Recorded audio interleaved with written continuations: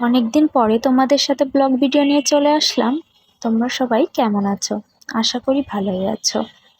এটা ছিল সপ্তমীর রাত আর অষ্টমীর রাতের ভিডিও। আমরা এবার পূজাতে প্রত্যেকটা দিনই বাইরে পূজা দেখতে গিয়েছি।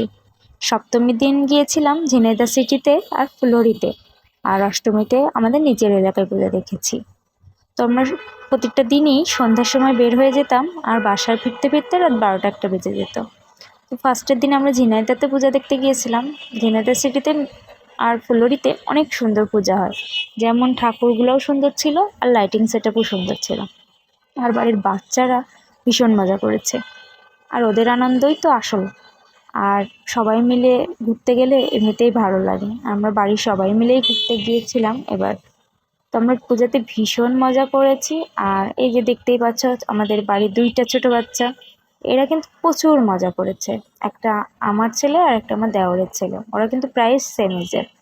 ওরা দুজন খুবই মজা করতেছে। তো তোমরা ওদের নাচ দেখো। আর আজকের মতো ব্লগটা এই পর্যন্তই। তোমরা আমাকে বেশি বেশি করে সাপোর্ট করো, আমার পাশে থেকো।